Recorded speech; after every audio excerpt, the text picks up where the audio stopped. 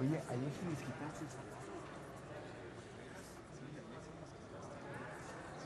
Apruébale un bono porque el día de ayer sí leyó como 2 horas.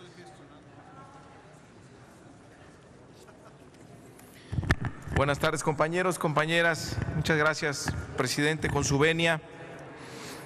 Como ustedes saben, bueno, aquí se aprobó la reforma política de la Ciudad de México y desde el 29 de enero del 2016 entró en plena vigencia la autonomía de la capital de la República, una larguísima lucha por la autonomía de la capital que pues siempre fue de la mano de la lucha democrática en México.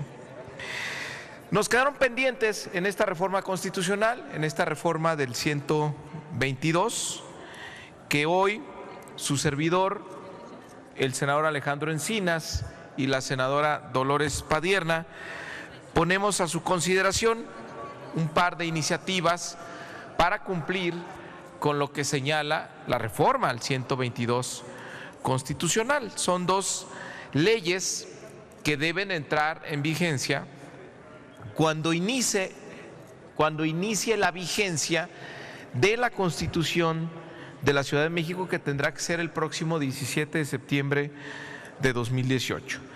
Estas dos leyes son la Ley de Capitalidad y Coordinación entre Poderes Federales y Locales de la Ciudad de México y la Ley de Coordinación y Gobernanza Metropolitana del Valle de México. La Ley de Capitalidad, ¿de qué se trata?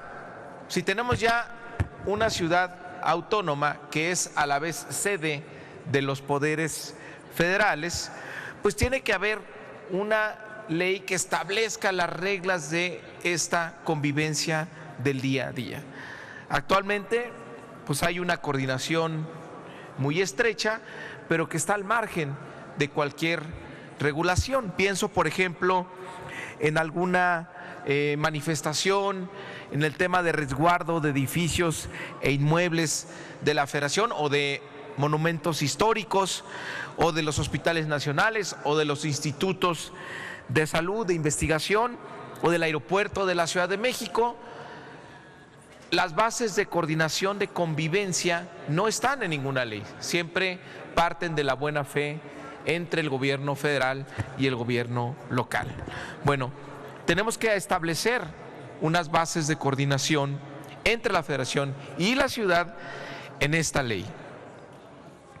No debe quedar al arbitrio, a la buena voluntad, porque además me parece que existiendo un marco jurídico para ello, como lo ordena el 122, podríamos tener una mejor gobernanza de la capital de la República.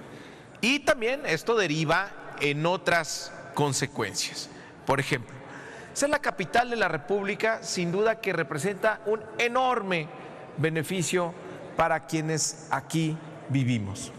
Pero también hay que reconocer, así como hay beneficios, por otro lado hay costos. Costos que se derivan de que la ciudad tiene que soportar el costo de servicios públicos adicionales extraordinarios, cuidar las embajadas que se encuentran aquí, el hecho de que los inmuebles de la Federación no cubran el predial, el mantenimiento, por ejemplo, de monumentos, el mantenimiento de otros lugares que son, por ejemplo, patrimonio histórico de la humanidad, como Xochimilco o el centro histórico. En otras ciudades capitales se tiene un régimen de capitalidad, que básicamente lo que hace es tener un financiamiento compartido de algunos servicios que se otorgan en la capital de la República. Alivianar, pues, el costo que genera para las finanzas de la ciudad el ser la capital de la República. Esto es algo que nunca se ha revisado, nunca se ha analizado, porque siempre nos hemos puesto la atención en la evolución política de la ciudad, para que tenga su autonomía política, pero pocas veces hemos discutido el financiamiento. Por ejemplo, la ciudad, cuando elige por primera vez a su gobernante en 1997, todo el costo administrativo de ser de capital de la República, pues se pasó tal cual, cuando el financiamiento generalmente provenía de la Federación, pues impactó de manera importante a las finanzas de la ciudad. Es algo que no se ha discutido. Se introduce este concepto de capitalidad, de que pueda haber un fondo que exista certeza más bien en el fondo de capitalidad. Desde 2014 existe este fondo, fue creado, y es muy incierto cuántos recursos va a tener. Se convierte en una batalla política cada año.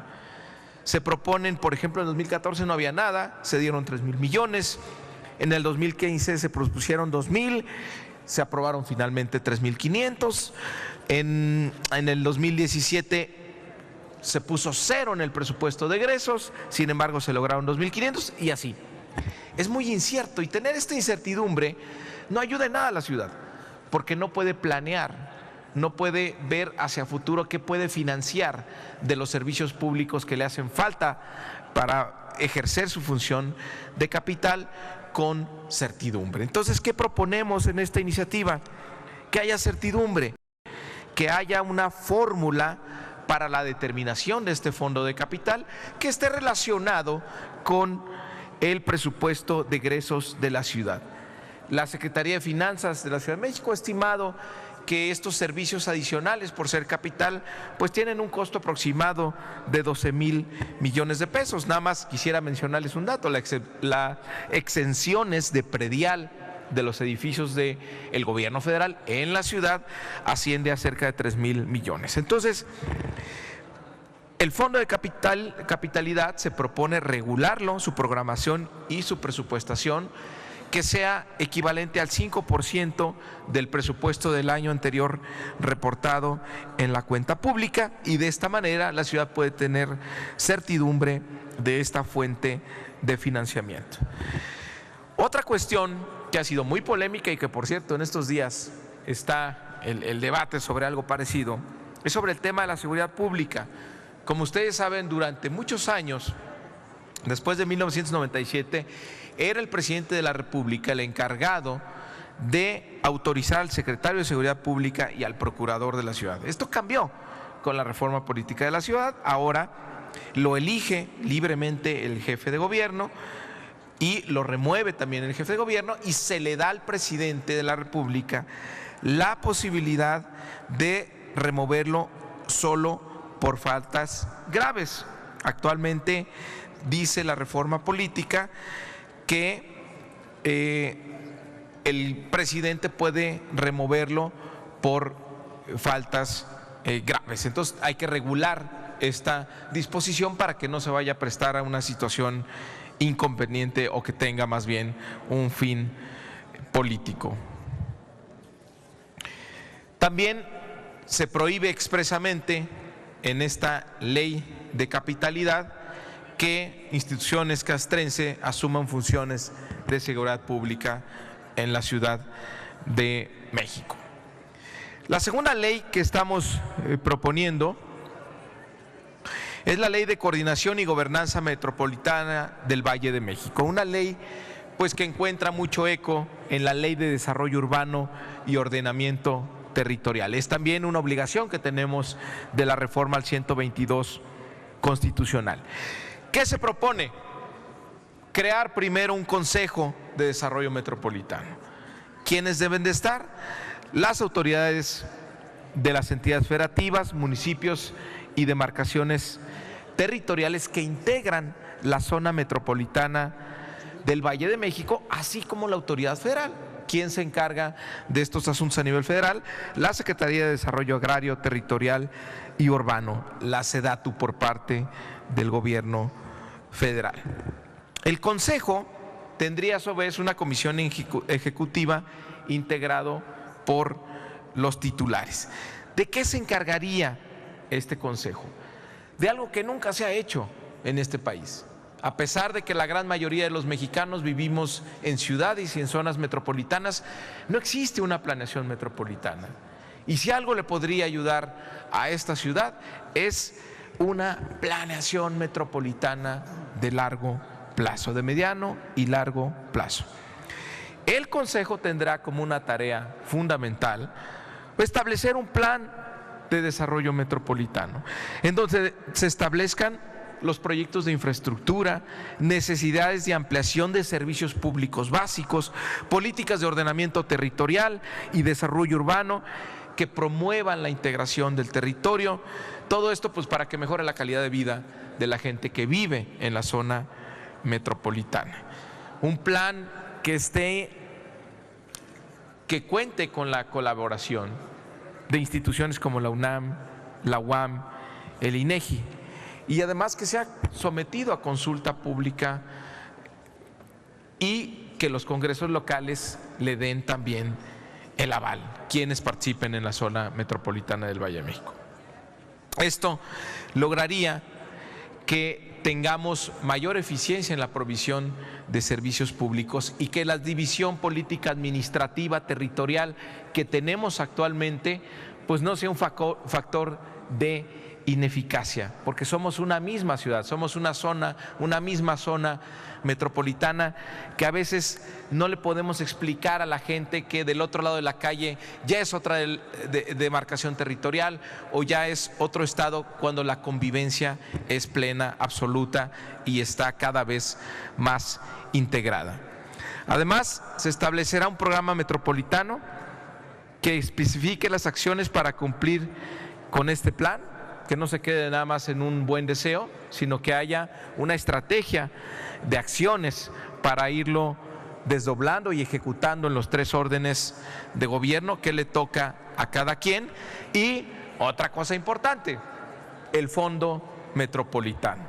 El Fondo Metropolitano hay que agradecérselo al senador Encinas, que no está en este momento, pero en 2006 fue la primera vez que se estableció un fondo metropolitano entre la ciudad y el Estado de México y que fue un motor fundamental para el desarrollo de infraestructura entre los límites del Estado de México y la ciudad, infraestructura que durante muchos años se había postergado porque eran obras o que se hacían en la ciudad y beneficiaban principalmente a la población del Estado de México, o al revés, pero total que se pasaban la pelotita de un lado a otro sin que esto pudiera resolverse.